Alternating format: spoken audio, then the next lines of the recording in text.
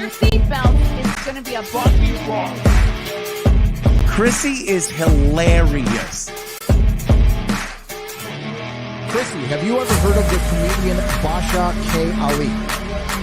No, that sounds like something you yell at before you blow up a plane.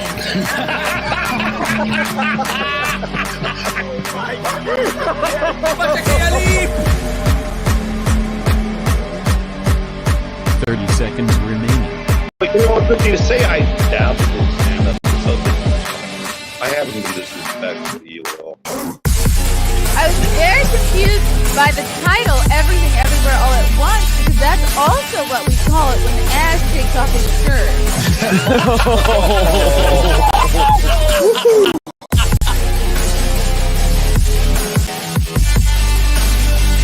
I shouldn't be up here.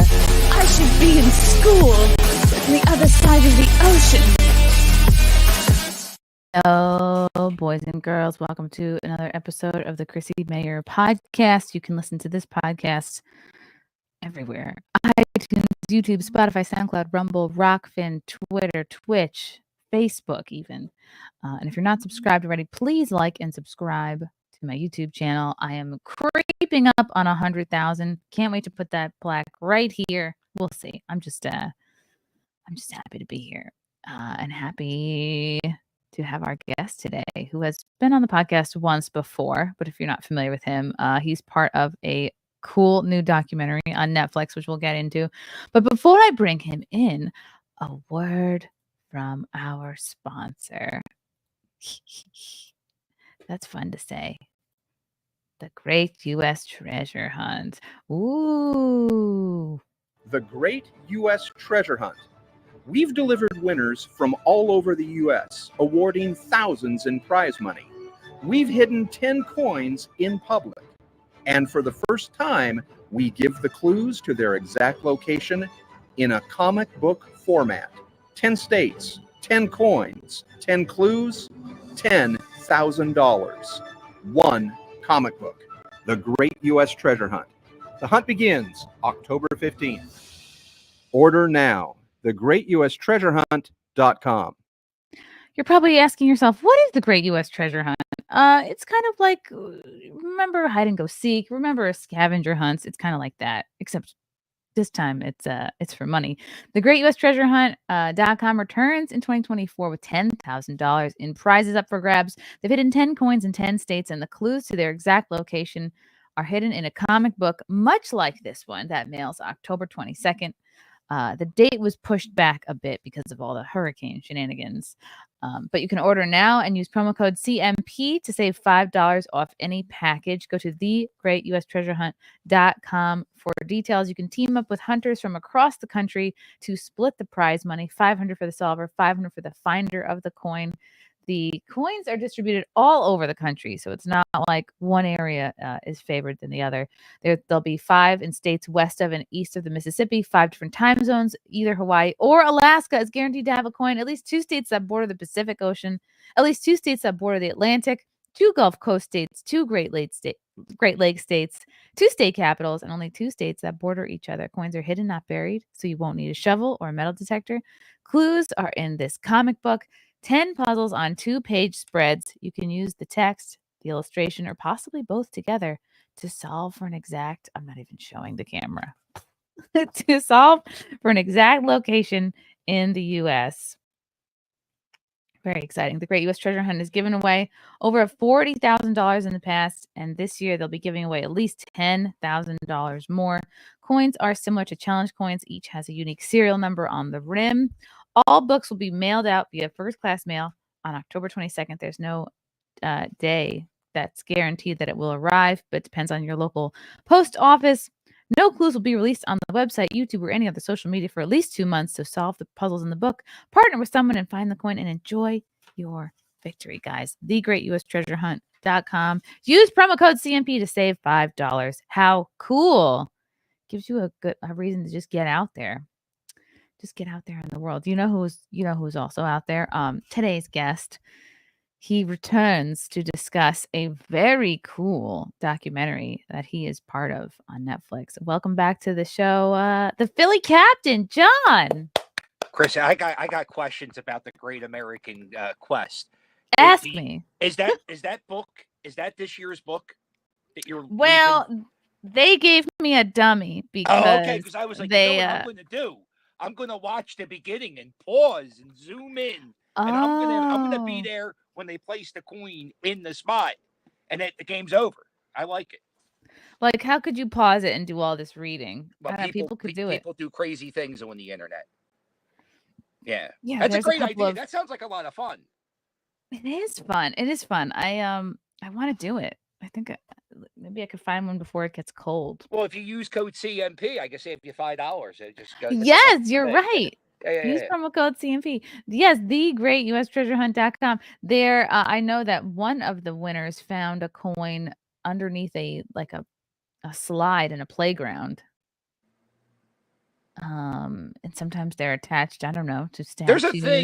There's a thing called geode, like geoscope or something like that. You go around and they have stuff hidden, or it's like a hide and seek thing where it's not a good prize like the thing they have in your thing you're promoting, but you can go and get like a plastic comb or some kind of goofy thing. It's a fun little family app to get you out of the house and do some fun activities. This lady won in December of 2020 instead of dying I could in a pandemic. I could beat her, right? She's been slow. Look how slow these people look. Everybody should get the book today.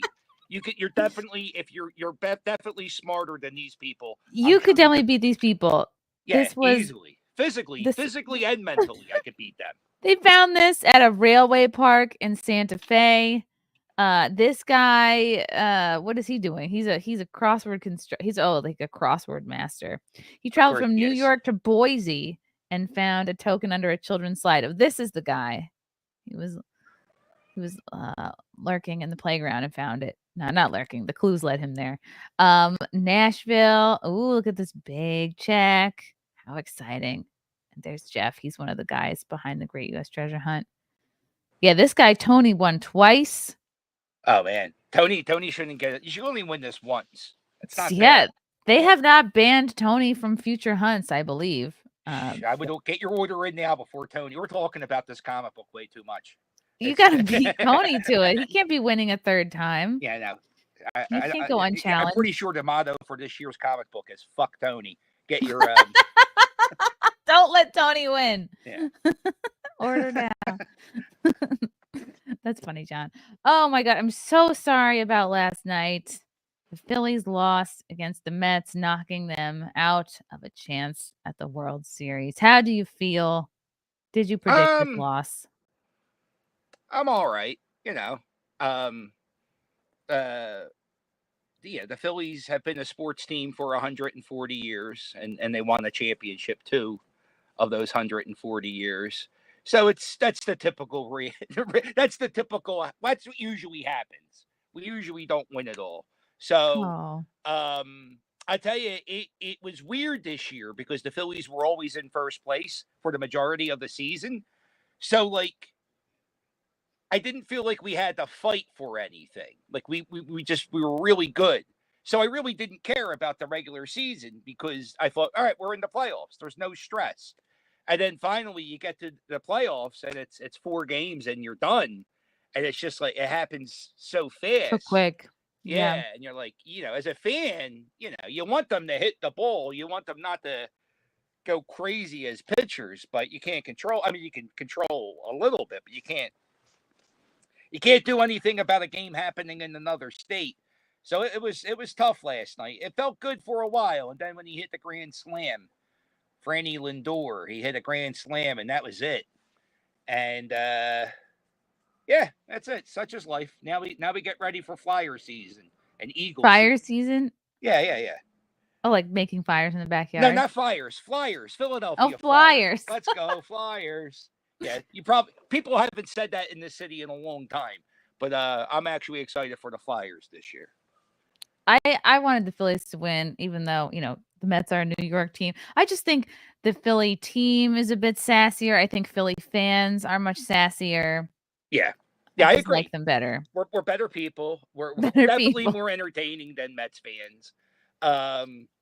It's just that the team just comes up short in the playoffs. They just can't hit the ball, and it's crazy because this team they pay like $300 million for this payroll this year, Whoa. and they it was just not the. It was bad. It was bad. Is that more? Is that the most they've ever spent? I'm pretty sure this is probably their most expensive payroll. The about 5 or 6 years ago, we weren't that great of a team. And then our owner started spending money like crazy. And pretty much that's how we do baseball now is we wait for players develop, and then we just sign them when they're ready to become free agents. And that's how some teams do baseball. Other teams draft good. Is that kind of how the Yankees operate? Yeah, exactly how the Yankees operate. Yeah. Or Yankees, Padres, Phillies, even the Mets. They all kind of just buy what's available. That's the best. Plug in pieces. And, versus like what, building people up on a farm system and waiting years to have a good set of players. Yeah, it would take like 6 years to develop in the minor league system. And then once you're ready to sign to become a free agent, the Phillies will offer you hundreds of millions of dollars because our owner, John Middleton's a good man and he just wants to win. And it's just, I feel bad for that guy. I feel bad for that billionaire owner of ours. But at least now he has fire season to look forward to. This is a video from Twitter. Phillies fans are handling their team's playoff exit well. Let's see. Do you know this girl? I don't know everybody who lives in the city, no, but she looks like half the chicks from my neighborhood. That's a good thing or a bad thing. It's a couple low points in my life. My dog passing away and them getting a grand slam. The grand slam took the cake. Courtney O'Neill was not a fan of that outcome. I feel like I might either check into AA, therapy, or an institute of some sort because this is crap. It's full of crap. And she wasn't the only one. One woman told us she literally drove all the way up the East Coast just to see the Phillies lose. I back paid from the hurricane maybe 6 or 7 hours ago. I drove 21 hours up here. What? And I came here. My first stop, I had no sleep. No sleep. I'm here from the hurricane, and my Phillies are losing. I don't know what else to say. And two guys we met had to walk home cute. in nothing but overalls with Phillies logos. What? We're fed up. We have such great expectations, and now we're just done. I've already hit the 5th stage of grief. It's called acceptance. You must know these guys. No, I don't know every Philly fan who wears overalls. Now, I don't know Colton and Jack, but they seem like nice gentlemen. And acceptance that this team will not win for the next 5 years, probably. But Courtney hasn't reached that acceptance phase just yet. And I want everyone gone. I want the bartenders gone. I want Xfinity gone. I want my best friend gone. I want them all gone. This is bullcrap. Oh, bravo for her for censoring. Yeah, I think didn't the Mets let some of the players? Oh no, John, did I lose you? No, I'm here. Oh, I think your camera went out. No, it's on your end. I can still see you.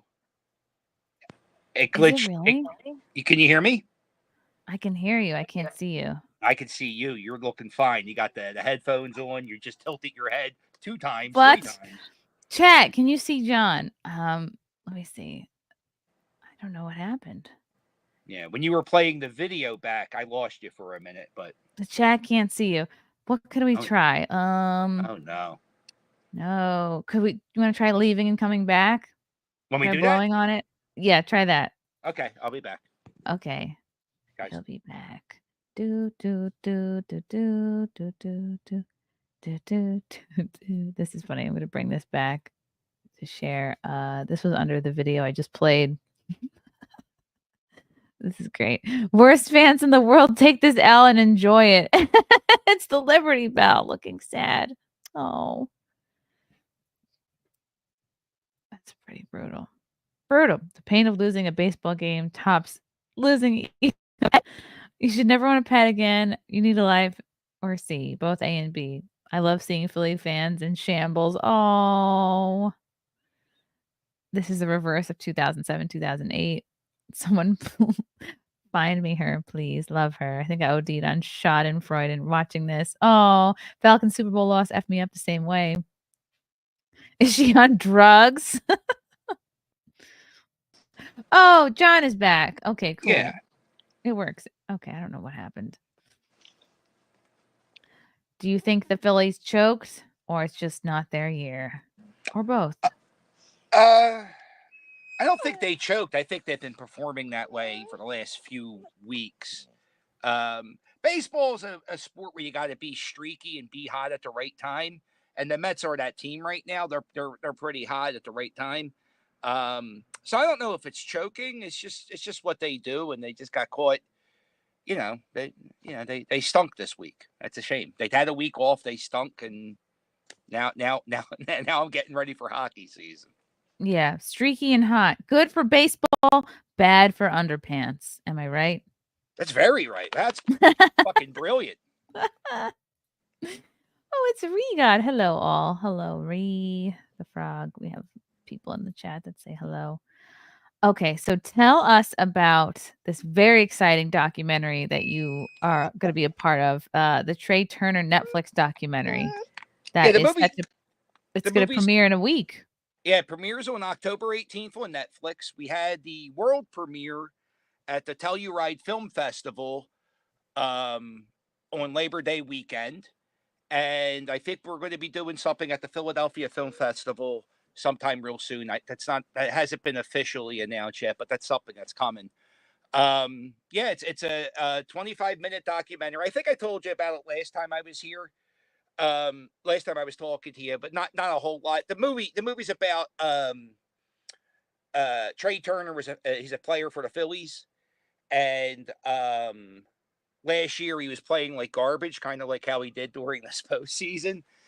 And I have a bunch of friends who I'm in a group text message with, and one of my friends who's really, really like a super negative sports fan. His name's Todd. Super negative. He actually put a text message out, and he said, "Yo, I'm actually concerned about Trea Turner's mental health. You know, he's probably going to get booed out of the building, and it's not going to be good for the team." And when I saw Todd's text message, because he's so negative, I was like, "Oh fuck, Todd's probably right. They're going to get booed out of the building.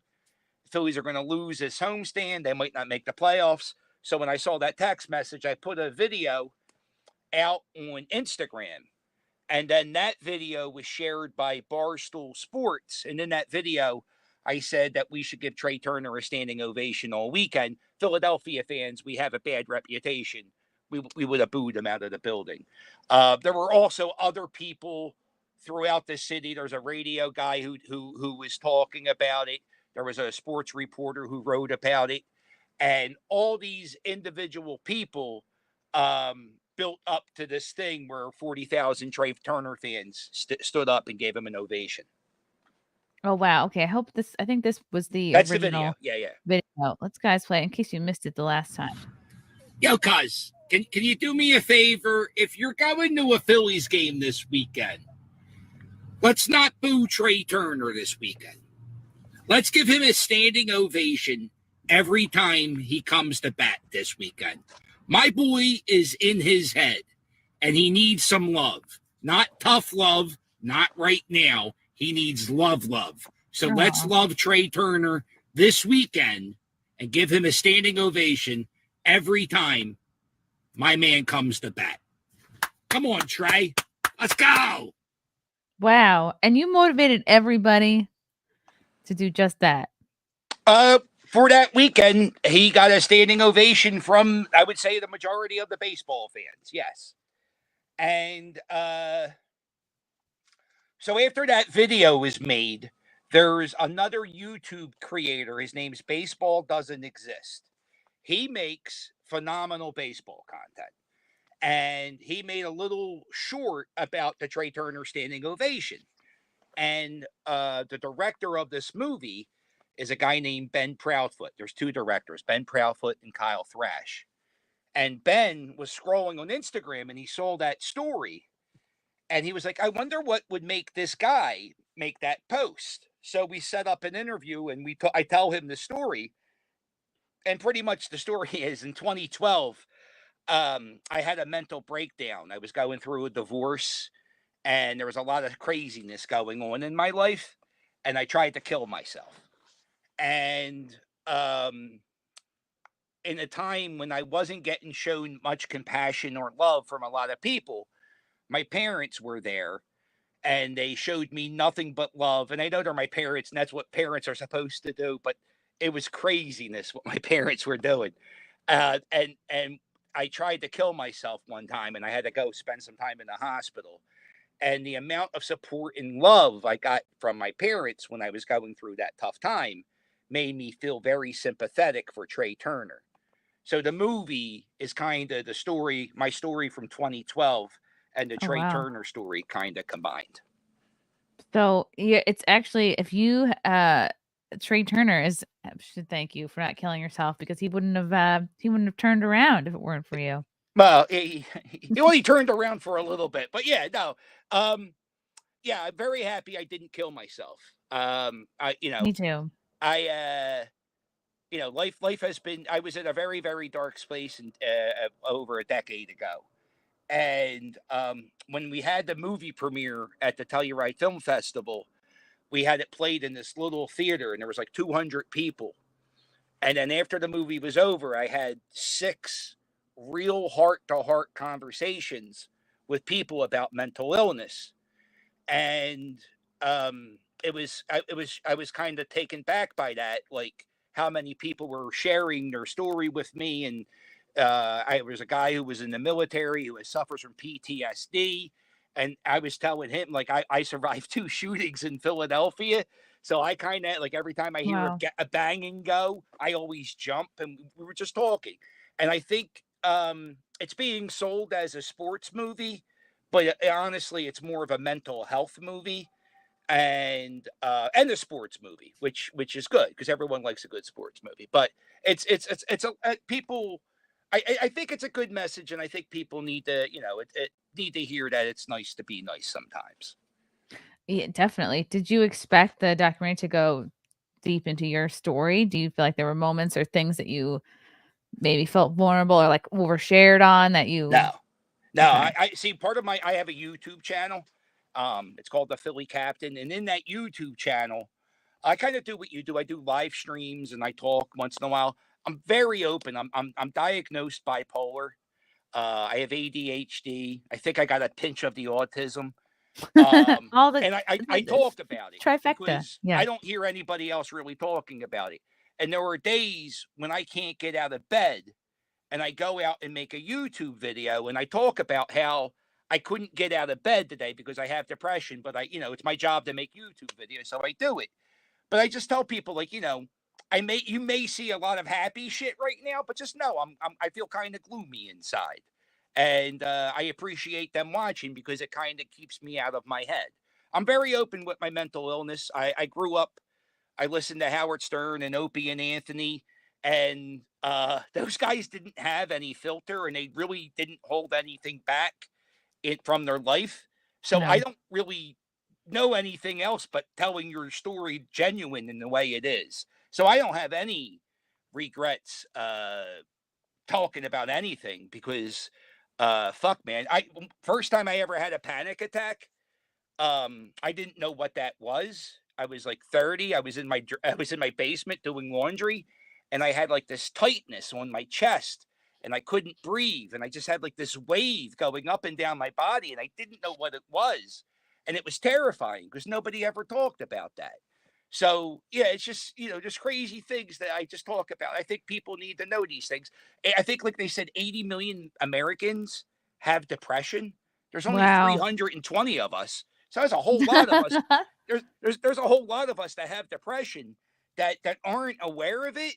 And sometimes, like, people just lay in bed all the time and they just feel like they're tired. But it might be a medical condition that you might be able to get a pill to get better, or exercise works wonders for you. I know I'm a chubby little fella, but I walk about 10 miles a day. It really helps me out greatly.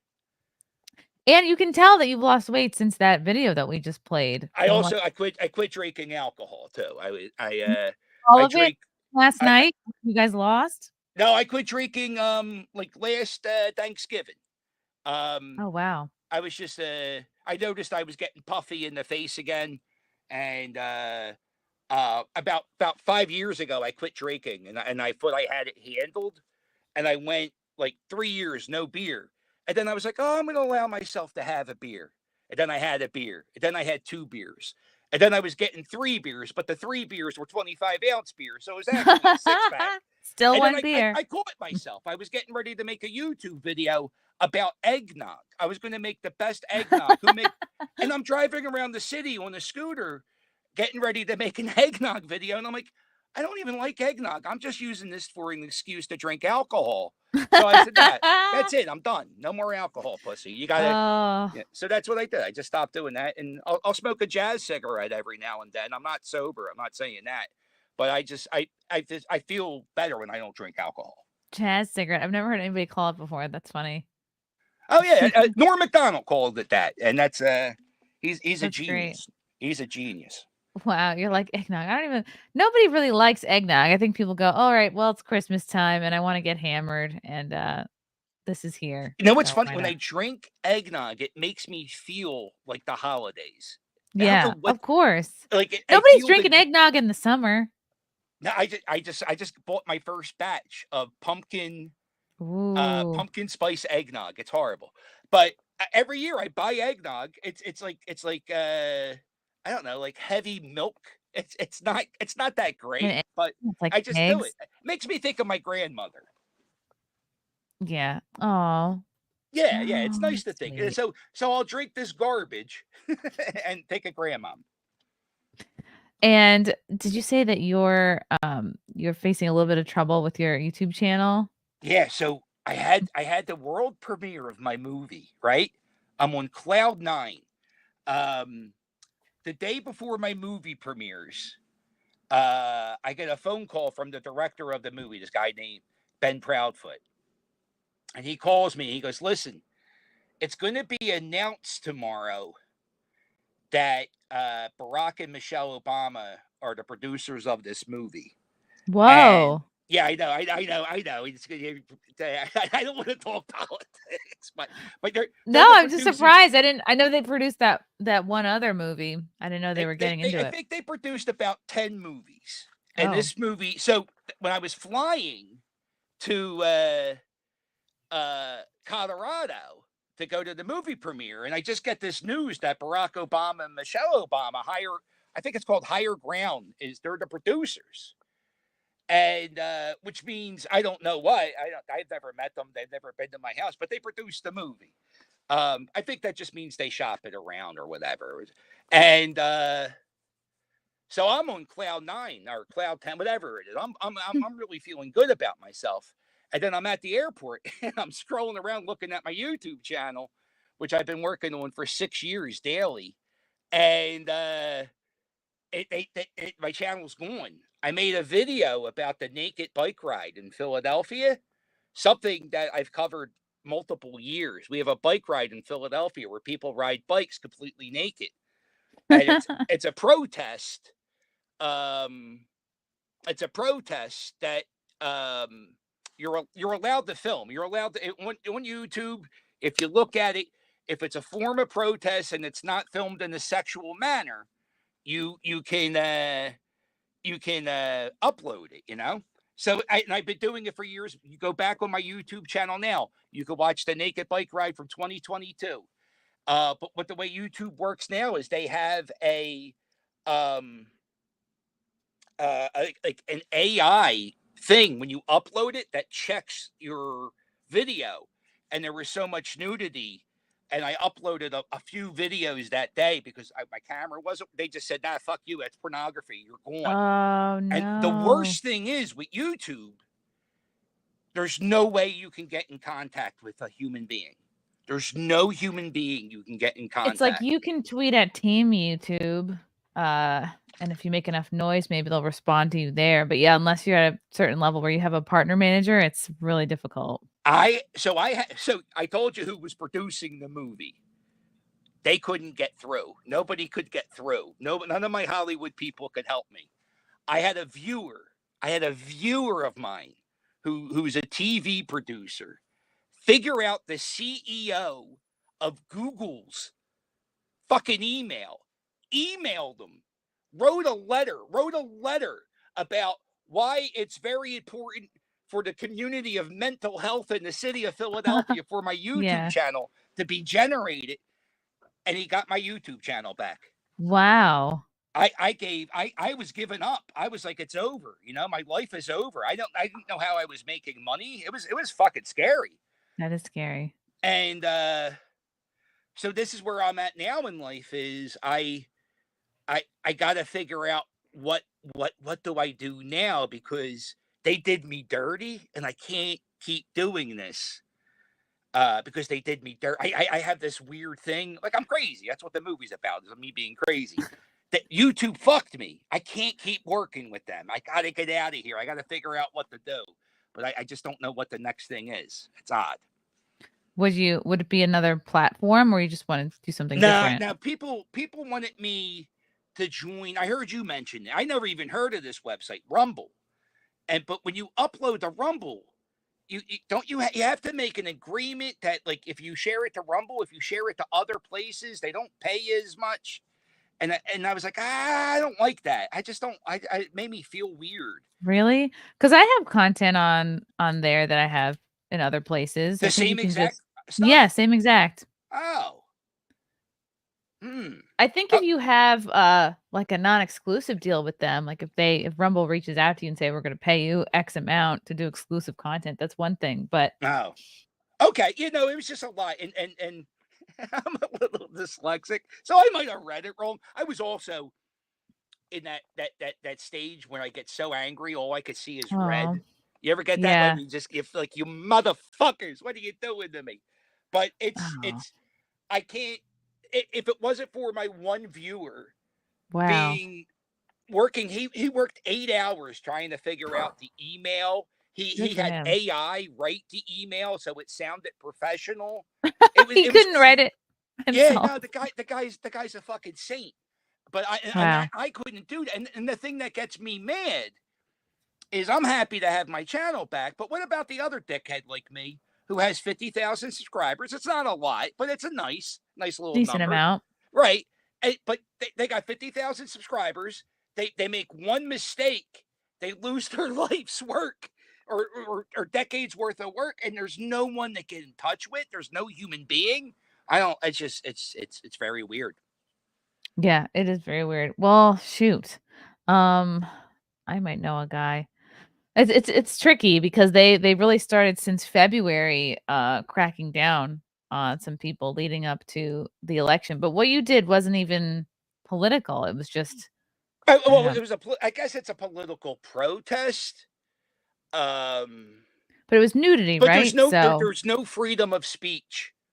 Yeah, there's no freedom of speech on YouTube, and everybody should know that. There's no freedom of speech on YouTube, and if there's a protest and there's naked people driving through your streets, and it's okay for fucking 6-year-old kids to see, I think it's okay for people to see on YouTube because they can see the craziness that's going on. Well, yeah, I guess your 6-year-old should not be on YouTube anyway, but right, no, but your 6-year-old shouldn't probably be walking around Center City, Philadelphia, seeing a bunch of cocks and balls, but that's what happens. No, definitely not. Save the cocks and balls till you're an adult. I guess, right? Although it's supposed to like make you be. We have a lot of bikers getting killed in the city, so. Like they get run over because the car drivers are just savages in the city. They'll fucking run you over and just keep going. So these bike protests are really big all over the city. But this one where they get naked, it's like, hey, we exist. If you see me without my clothes, you should see me with my clothes. I get it. I don't know. Whatever. But I lost my YouTube channel. Won't do that again. Damn.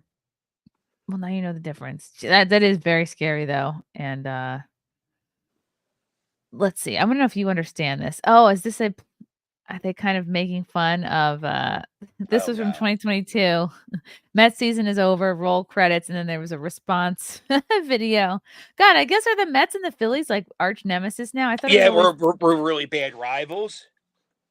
And Yeah.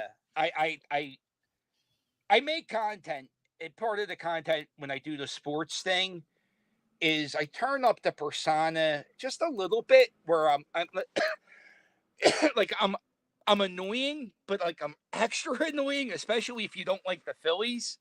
And so I made this bet I'm gonna have to lie in it. So for the next 2 or 3 days, I'm gonna get fucking tortured on social media. But that's the way it is when you make content like that. Yep.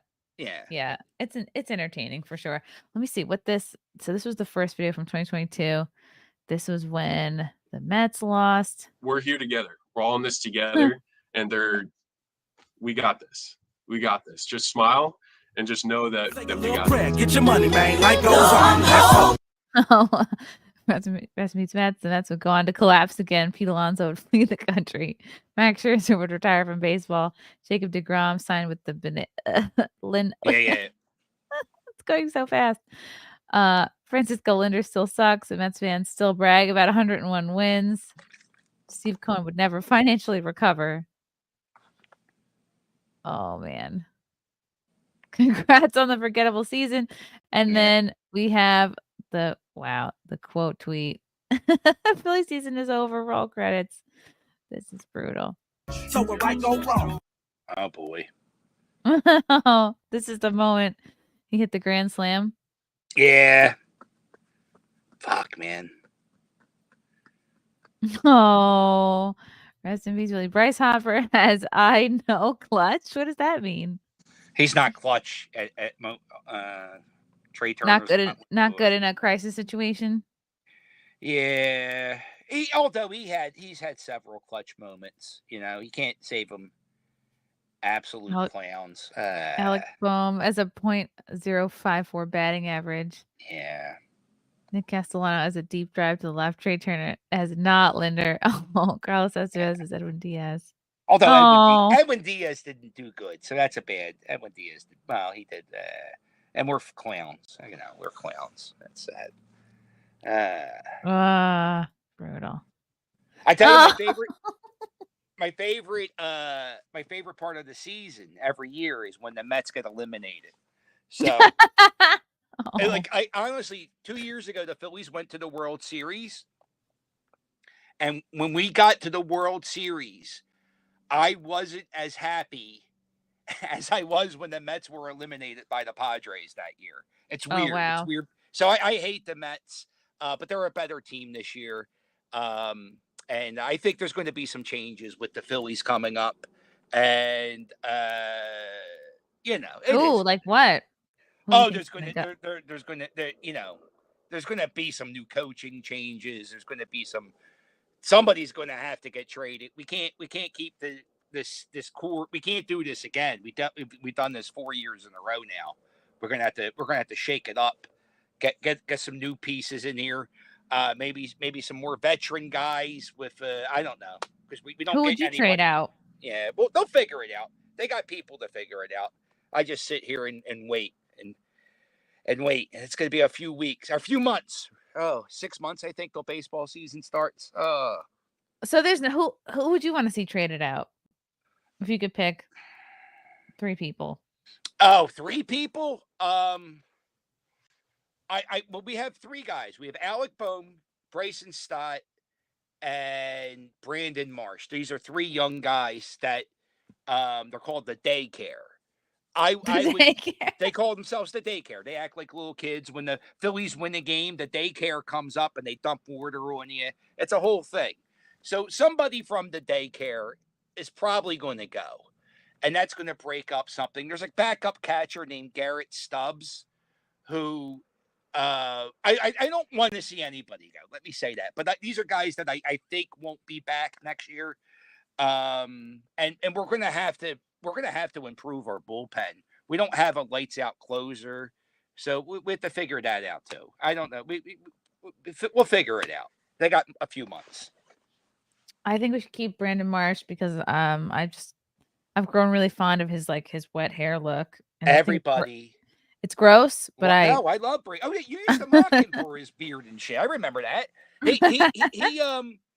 No, people love him for that hair and stuff like that. He just can't hit left-handed pitching, or is it right-handed pitching? He can't hit one Oh. style of pitching, which is very tough in Major League Baseball because, all they know is when Brandon Marsh is up, just throw a left-hander and he'll get out. Yeah. So it's pretty easy to figure out. I think I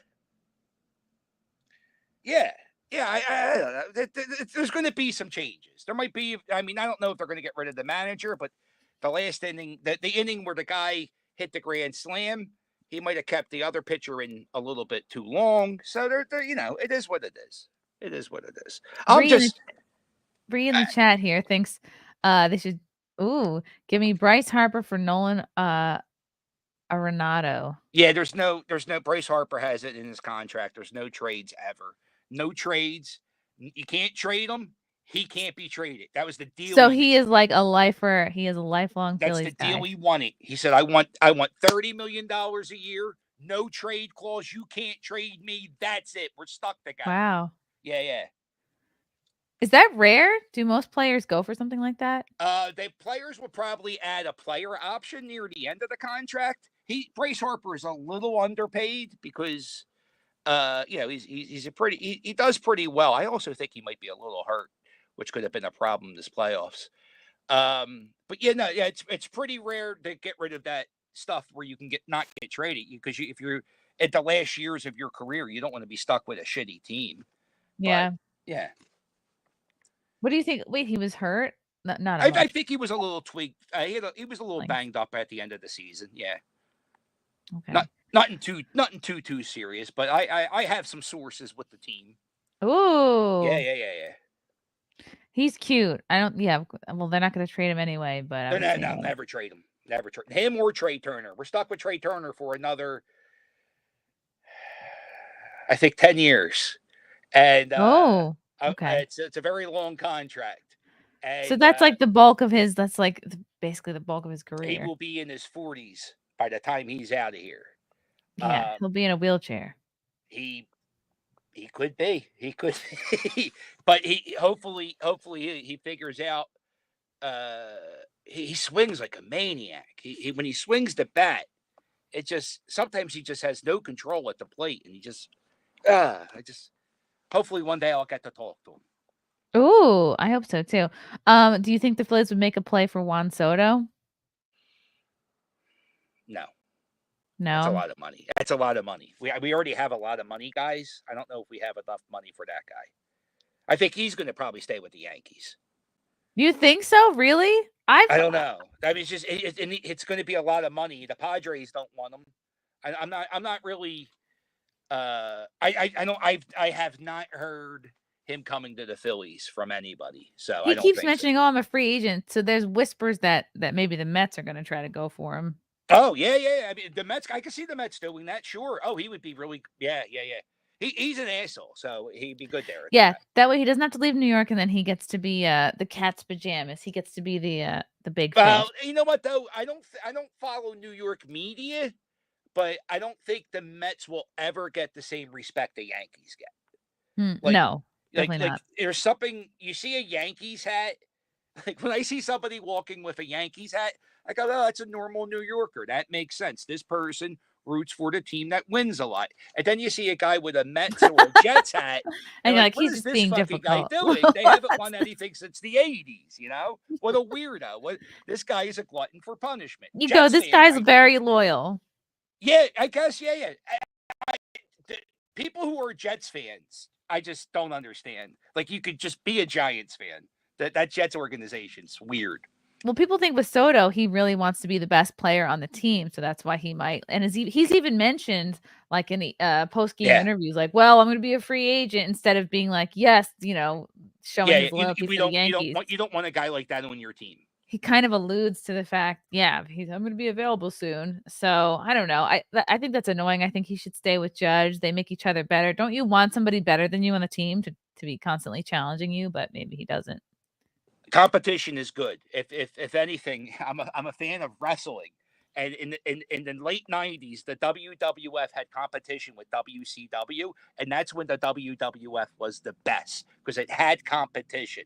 So why not compete with somebody on your team to be the best and then be the best team ever? But that's the selfish mentality of some athletes these days. I like Ree's comments. You can have anyone from the Cardinals. Whole team needs to be dumped. We don't want anybody from the Cardinals. They stink. At least we make the playoffs. Wait, weren't the Chicago White Sox the worst team? Chicago currently? White Sox are the worst team in baseball. Yeah. Pretty much every team who's not the Phillies, I'm going to say they stink. It's kind of the gimmick. If you're not the Phillies, you stink. Even if you're the Mets, you stink. No, you guys have a great stadium. There's even a little section that you always go to, and like the sort of like the what is it, the upper left part. Section 301. Section 301. It'd be funny if like you were in what's the number that means like ho, a 403? Ho means 403? I think so. Right, because it's like there is a 403. I didn't know ho was 403. It'd be funny if that was the ho section. Yeah, because the 4 is like an H, an O, and then a 3 is like the E. Yeah. Okay, I get it. How do you not know that? I'm not cool, hip, or trendy. Yeah, cool. That would be cool. I'll have to start like a ho section next time I'm there. I want to move out of section 301. We have a section. The reason why we sit there is I have two friends. They're called the Fandemic Crew. And during the pandemic, my friends sat outside the stadium for every game, and they blew air horns. And they became employees of the Phillies for 2 years. They had like a 2-year contract. They were the first fans in the history of Major League Baseball to have their own merchandise sold by Major League Baseball. Whoa. They're in a bobblehead Hall of Fame. I think they're getting some stuff put in baseball's Hall of Fame. So they're like, they're really special baseball fans. And I got to hang out with them during the pandemic. And when the Phillies went back to the stadium after the pandemic and everything opened up, the Phillies said, hey, we want you in 301. So when the bell rings, you guys can jump up and down and we get cool shots for the TV cameras. My seats aren't in 301. I sit behind home plate. I sit right behind home plate because I got full season tickets. I have great seats. I just never sit in them. I sit in 301. And there are plays where we can't even see the guy catch the ball at the outfield wall because where we're sitting. And I was like, why are we sitting here? We're like, who gives a fuck? We're like, you guys don't get free tickets anymore. Let's move to a different section. But for some reason, they won't do that. But I would like to move sections next year, but I doubt it. Maybe after this documentary comes out, you'll have a little more pull.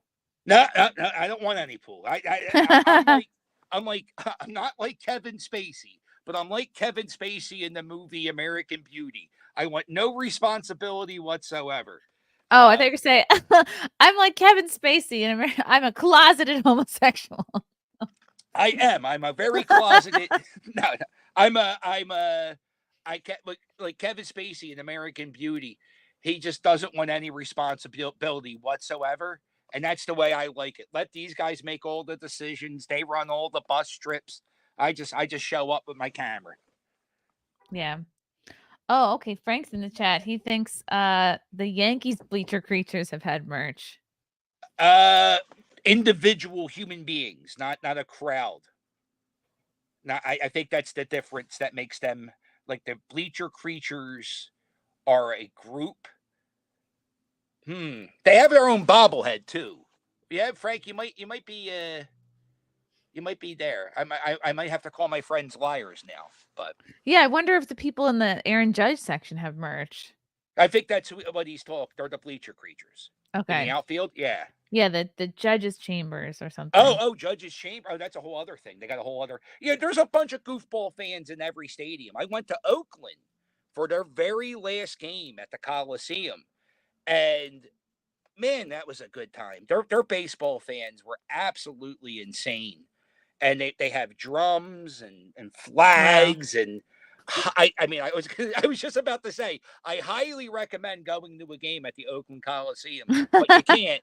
They're going to knock it down, or they're not playing baseball there anymore. Yeah, aren't they moving to Vegas still? It's not even. They don't even know where they're moving. They don't even know where they're moving. What? The mayor of that city and the owner of that team are two assholes who can't see eye to eye on anything. And because of the mayor being an asshole and the owner being an asshole, all those people who live in that shithole city, and by the way, I live in a shithole city, but Oakland's really, really bad. That now they have nothing. They have no teams. They got to go to San Jose or San Francisco to go watch baseball and stuff. But yeah, the mayor was going to make the Oakland A's pay $30 million a year to play baseball at the Coliseum. And the owner's like, no, I'm not paying. It's a shithole. You guys haven't done anything. He hasn't done anything to update it either. But yeah, it's a real shame because I went to that game and I think there was like 57,000 people at this game. And after the game was over, it was just men staring at the baseball field. Like, because that's what they've been looking at their entire life. And they're never going to look at that ever again. And it's... it was kind of beautiful and sad, but like this is how much sports means to people. Like I don't go to church. I'm not a religious person, but I have a religious experience going to sporting events. I definitely get more going at a baseball game than I ever did going to Catholic church again, hearing one of those sermons. Yeah, well, it's a sense of community. It's yeah. Hey, anything that gets you away from your phone, out talking to people is worth preserving. This is from Frank again. The Oakland mayor is very woke, and the A's owner literally pulled off of the plot from Major League Baseball. Yes. Oh, that's Oakland's a very. I went out to California 2 weeks ago, and I went to Hollywood. I walked around Skid Row because I make videos in Kensington and Philadelphia. I wanted to see what the difference between those two areas were.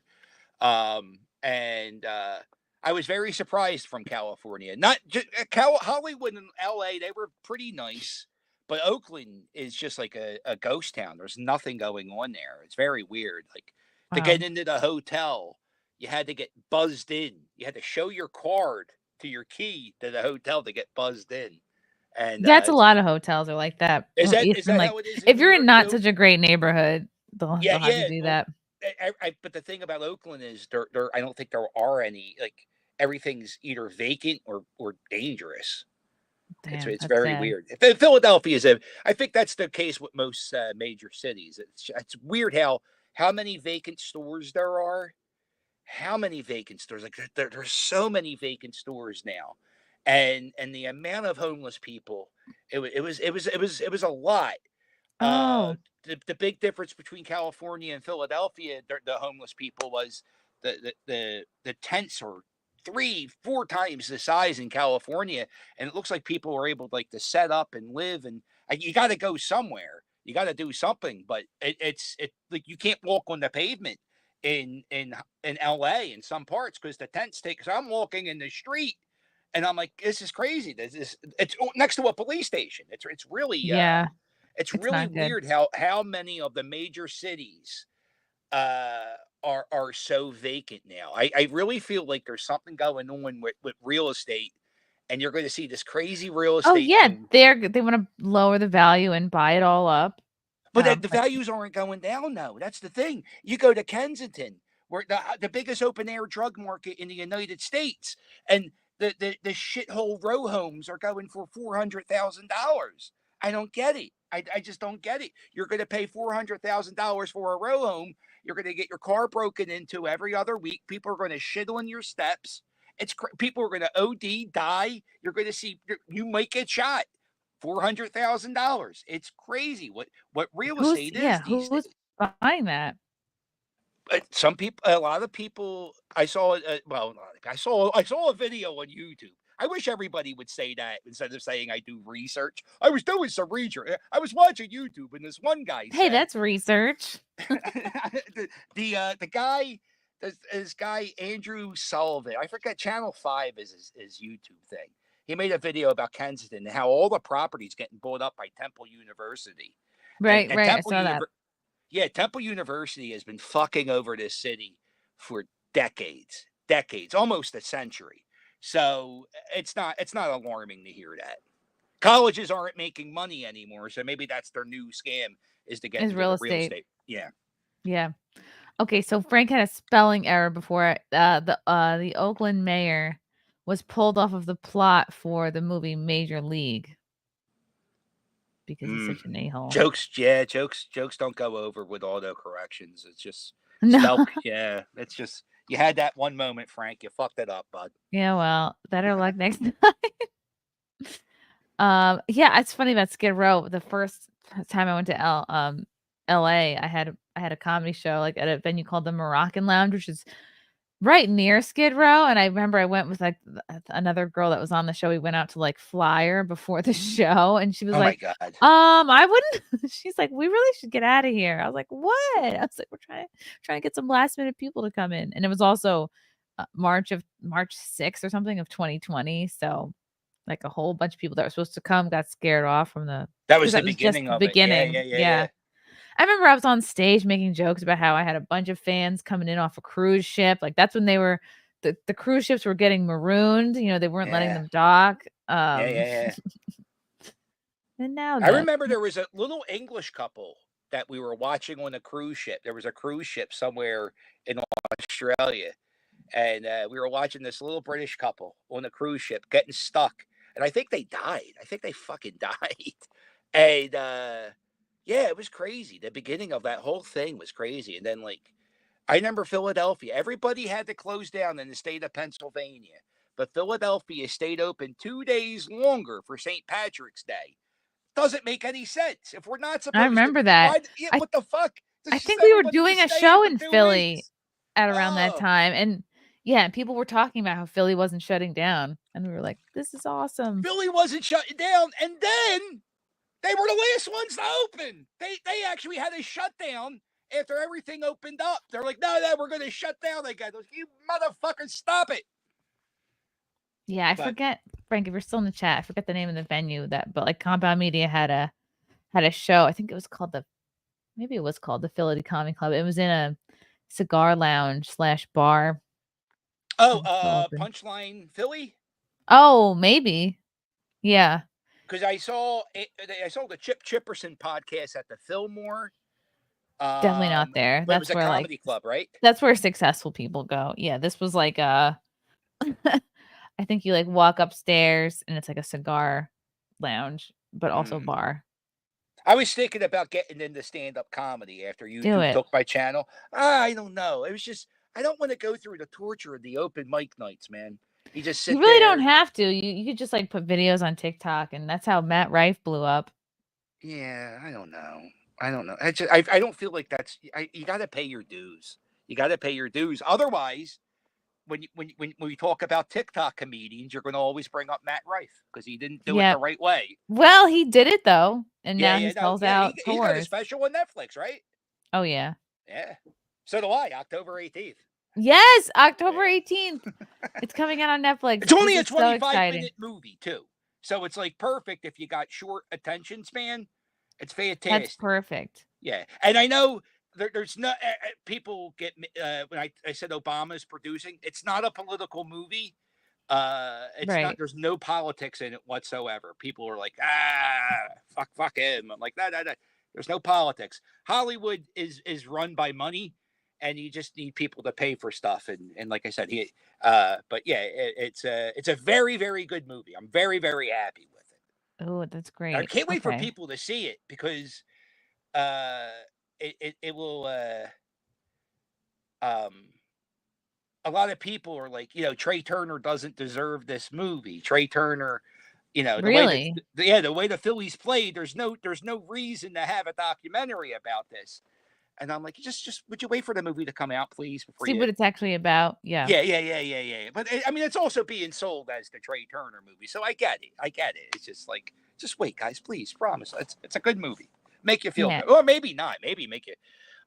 And at the premiere at Telluride, it's a 25-minute movie. People cheered in the theater. People cheered, people laughed, and people cried.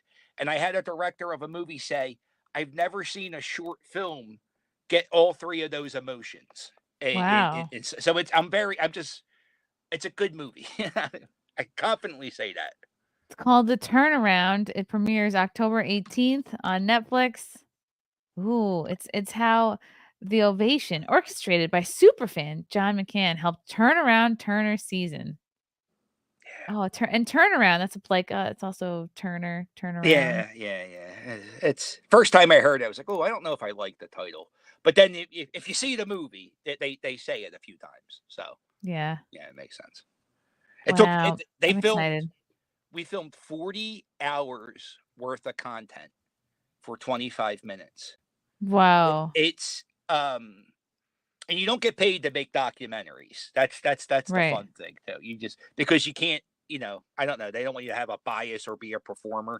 So it was a lot of it's a lot of just Hollywood's a lot of hurry up and wait. You just sit there and you wait for them to set up the camera, and then it takes them 40 minutes to set up the camera, and then they take the shot for 3 seconds, and then it's another 45 minutes of hurry up and wait. It's just it's a lot. Have you ever done that? You've done some filming shit, right?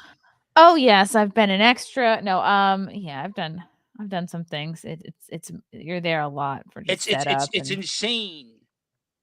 Like it's just insane the amount of waiting and how much I don't know if I could do that. Well, maybe if I was getting paid. I think that was the problem. It's like I'm not making anything, and I'm sitting here in the cold. Oh yeah, and my dad was a teamster, so he'd have to like get up for work at like 4 or 5 in the morning, drive, park his car, go get the truck, drive the truck into the city. You got to be there early, right? Just to like wait around for hours, but they make great overtime. So there was one day.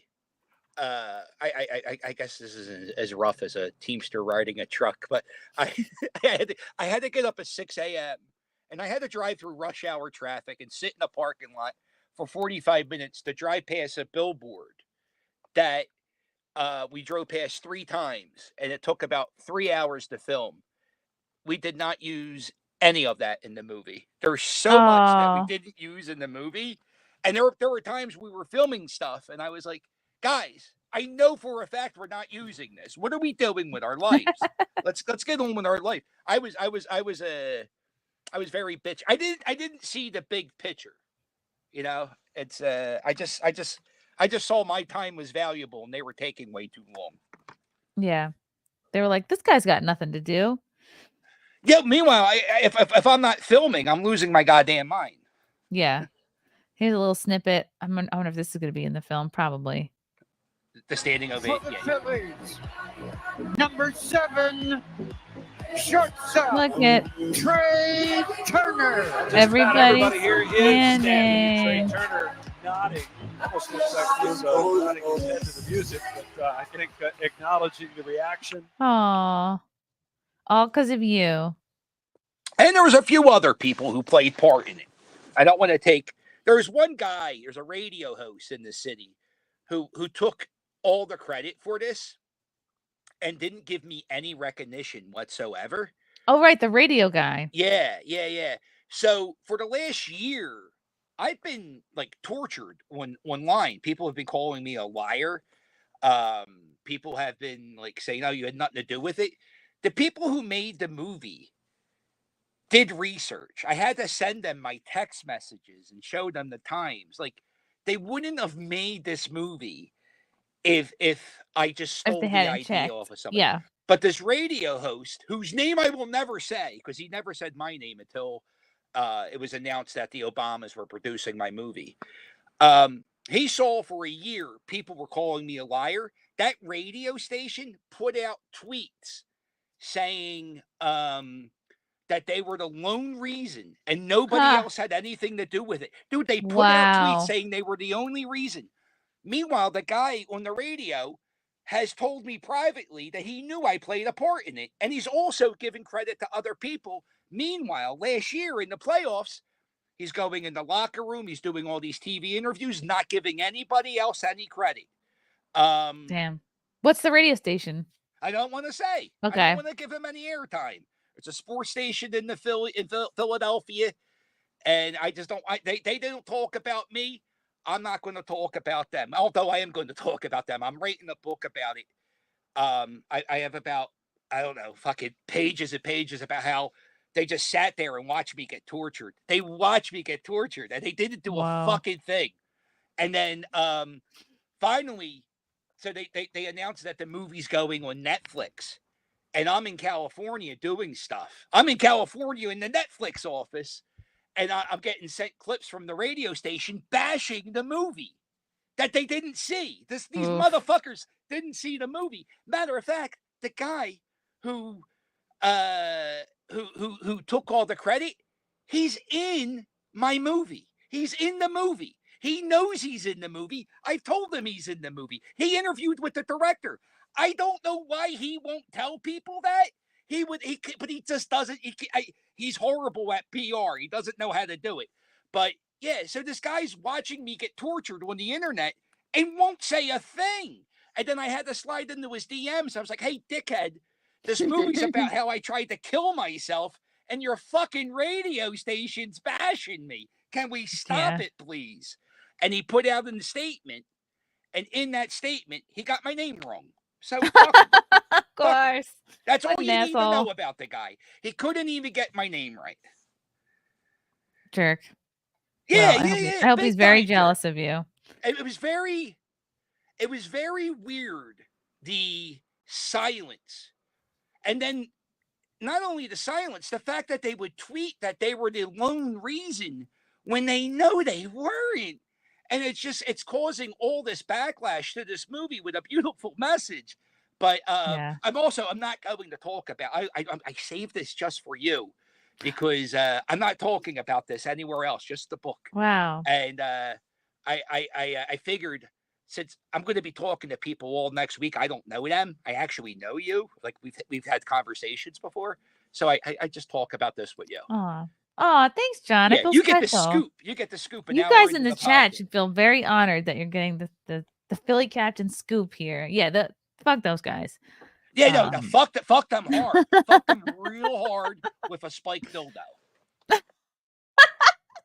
Yeah, and then pour rubbing alcohol in their hands. And There's one guy. If I ever see this one guy who works for the radio station, I have 2 words that I'm going to say to him, and then all I ever have to say to him in my life, and I will be so happy. And actually, it's 3 words now that I think about it. It's "you're a cunt," and when I say it to him, it's going to feel so good. It's going to feel so good because he deserves it. He deserves it. Yeah, and we'll be waiting until the day you guys bump into each other. Oh, it's good to be. Oh, of course, I will record it. I will put it on my social media, and you will all see it. Good. It's a happy movie, though. I sound like a bitter asshole. I'm not doing people proud right now.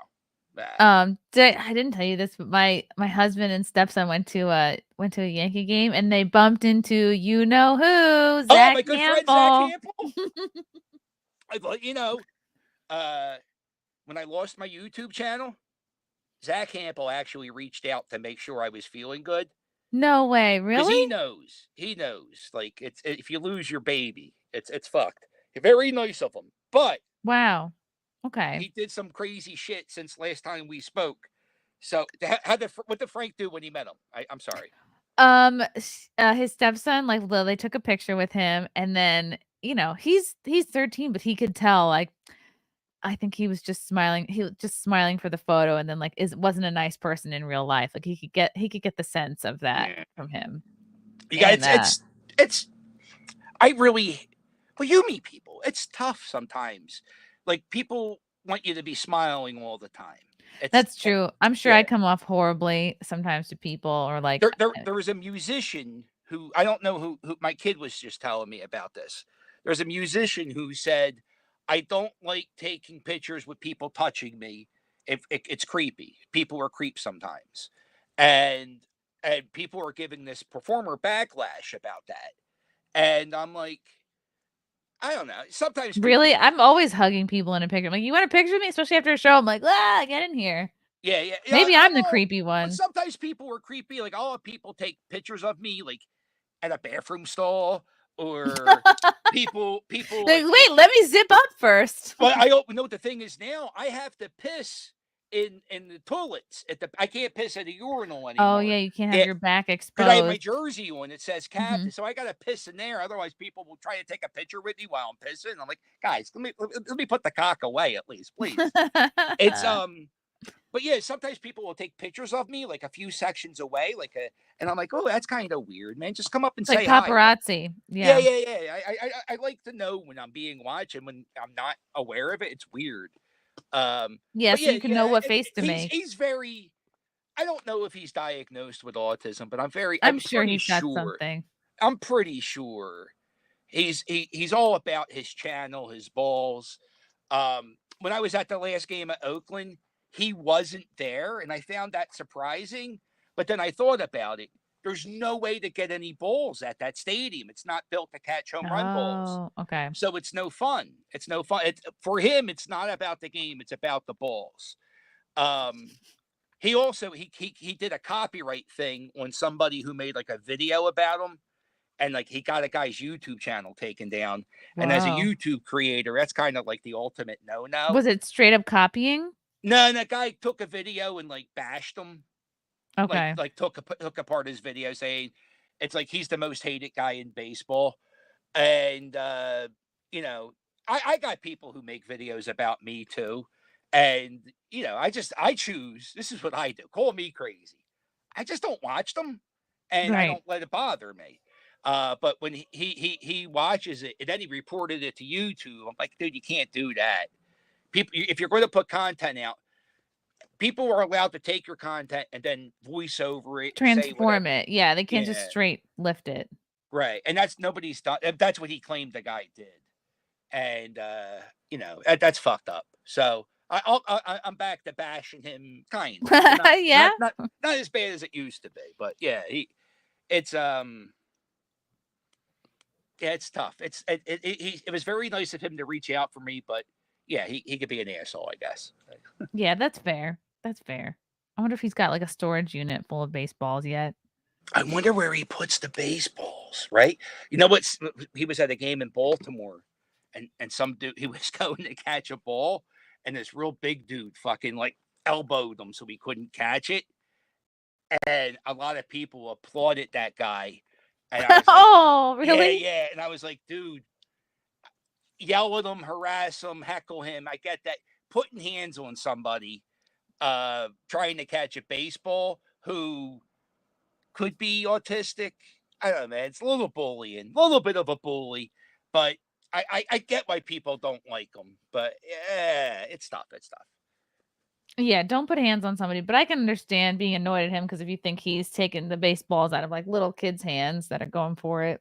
But this guy's whole thing was when the ball comes this way, I'm tackling Zach Ample.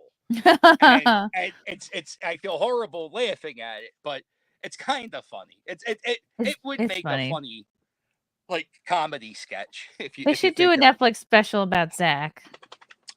Zach has a movie. He has a movie. Oh. It's called Zach Ample versus the World. Oh, okay, there you go. His movie was not produced by Major League Baseball, unlike The Turnaround, coming to Netflix October 18th. Major League Not Baseball, produced by the Obamas. See, the Obamas, Major League Baseball, Dick's Sporting Goods. It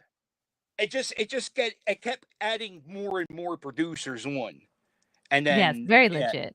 I don't know how Hollywood works, but Dick's Sporting Goods, the Obamas, and Major League Baseball, none of those people were in my kitchen when we filmed the documentary.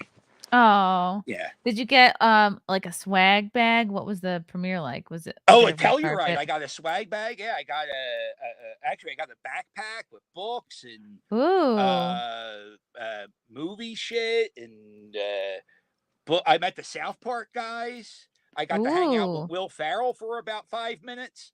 Oh, fun. I was hobnobbing with some big time people. And Angelina Jolie was there, all types of people. It was a good thing. I loved that. That was so much fun. It was the rest of the, waiting. Losing my YouTube channel was pretty horrible, but everything else that weekend was great. But it's back now. It's back, yeah. But you know what? I can't. I don't know. If once I get fucked by somebody or something, I can't forgive.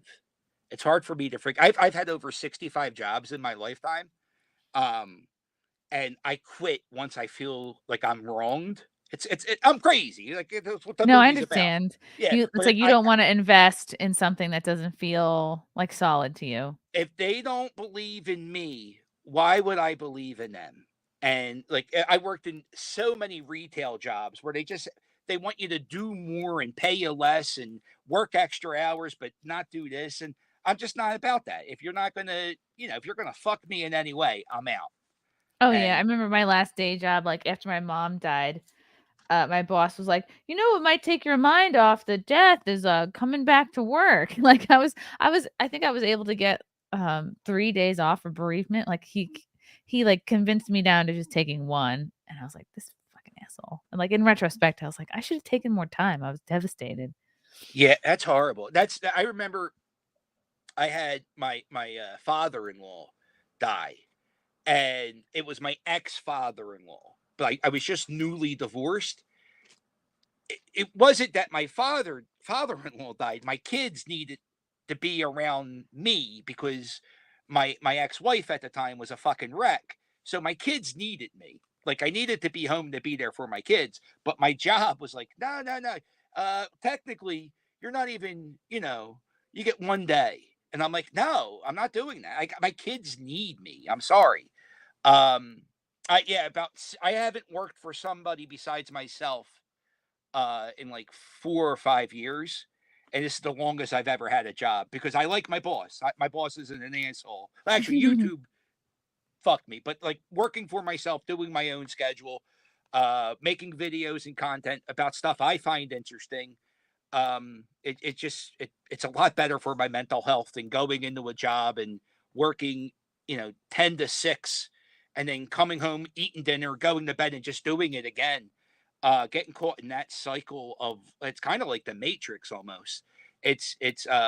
I really feel like 5 years ago I took a pill and I realized you don't have to be stuck at a desk to make a living. You can live your dream and figure out what. And if you guys get one thing from me rambling at this podcast is whatever your dream in life is, you can fucking achieve it. It's really all you got to do is put in the work, put in the effort, and figure out what it is you want to do. If you want to work for a sports franchise, there are ways to do that. You work for the team store, you get to know people, you work your way up. But anything you want to do, just put in the time. You can achieve that dream. I promise you, it will work out. Unless you want to be a serial killer, don't do that. Don't do that. I love that. You have a great story, John. I'm so glad you're in this documentary. I can't wait for people to see it. October 18th on Netflix. It's called The Turnaround. Everybody follow John on Twitter at the Philly Captain and follow his YouTube channel. And hopefully it won't get taken down again. But No, it won't. It won't get taken you should down stick again. with it. But I will not be posting content daily much longer. I got to get out of this. I got to figure that out. But I really appreciate you taking this time, and I'm going to remember you for the rest of my life because Aw. you talked to me before I was on Netflix, and you wanted to bash Zach Campbell, so I will always have a I will special place always in my heart. be here to bash Zach Campbell. No Yeah, matter what's going Fuck on. Zach Campbell, right? Let's say that. And I hope if you see the movie, let me know what you think. I know you're going to love it. That's why I'm saying this. If it sucked, I wouldn't say that to you. But it's a really good movie. It's only 25 minutes. Please, instead of watching YouTube for 2 hours, just give the movie a shot on Netflix, please. Right. Watch this show with John, and then go watch. And if you're going through depression, I guess I got to start saying this. If you're battling depression or if you're ever feeling suicidal, please talk to somebody. Don't just fucking. When I tell you I was sitting in my car, I had a psychiatrist cancel an appointment on me. I drove all the way out to this doctor's appointment, and my doctor canceled my appointment to get my antidepressant medicine. And I was going through this divorce. I just got into a car accident. My spine was all fucked up, and I had no feeling in my left arm, and I didn't have much money because I couldn't work because I was in this car accident. And I was just thinking that my life wasn't worth living anymore. I have two kids at the time. I was two biological kids. And I was sitting at this doctor's office where the doctor canceled the appointment on me. And I just thought about driving my car through his office And I was like, it will do two things. It will fuck up his doctor's office, and it will end my miserable life. And instead of doing that, I sat there for a while, and I pulled down the visor in my car window and my car thing, and I saw a picture of my daughter. And I was like, fuck it. I'm just gonna go in and just tell the nurse I'm gonna kill myself. And I did, and thank God I did. And thank God I went in and I talked to somebody. And if you're ever feeling that bad, trust me, people will feel bad that you didn't talk to them. So if you ever feel suicidal, there's always somebody to talk to. Definitely. Yeah. Wow, you're inspiring, John. I think you should give YouTube another shot, but we'll see where the wind blows you. Everybody watch The Turnaround October 18th on Netflix and follow John. Thank you so much for your time. Always Thank fun you for talking having to you, me. John. And I'm sure we'll talk again soon. Thank you to the chat for your comments and questions. We will see you all next time. Bye.